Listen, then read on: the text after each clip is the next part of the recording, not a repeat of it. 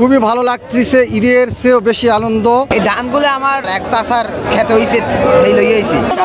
আমরা বিএমপি করি যারা বাপ দাদারা আমলে থেকে এসেছি শুধু এক নজর আমার প্রিয় নেতা জনাব তারেক রহমানকে এক নজর একটু দেখার জন্য এসেছি।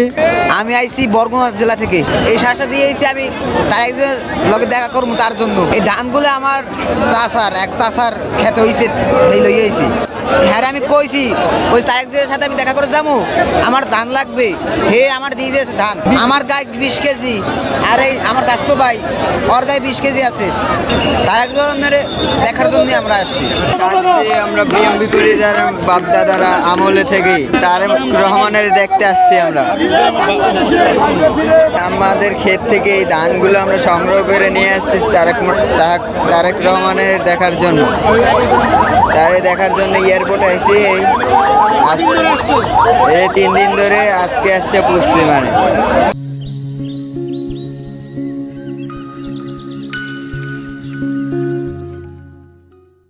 আমি এসেছি ঢাকায় 22 তারিখে, এসেছি শুধু একমাত্র এক নজর আমার প্রিয় নেতা জনাব তারেক রহমানকে এক নজর একটু দেখার জন্য এসেছি।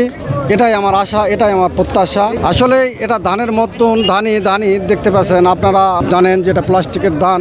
আমি ধানটাকে ঢাকা থেকে কিনে নিয়ে যায় আমি এই পোশাকটা আমি তৈরি করেছি। আমি একজন সাইকেল মেকার, তখন আমার মাথায় থিওরি করি যে আমার ধানের মাতুলও আছে, তাহলে আমি যদি দূরে কোথাও যাই তাহলে তো আমার প্রোগ্রাম করতে হবে। এই জন্যই আমি এই মাতুল দিয়েই আমি ধান পোশাকটা তৈরি করেছি। কেমন লাগছে তারেক রহমান আসছে? ইনশাল্লাহ খুবই ভালো লাগতেছে, ঈদের চেয়েও বেশি আনন্দ। এই ইতিহাসের পাতায় পাতায় কাগজে কলমে লেখা থাকবে, সবাই বিশ্ববাসী দেখবে। মা মাটি ডাকছে, তারেক রহমান আসছে ফিরে মায়ের কোলে। দেশবাসী দেখছে, খালেদা জিয়া হাসছে, বাংলাদেশ হাসছে।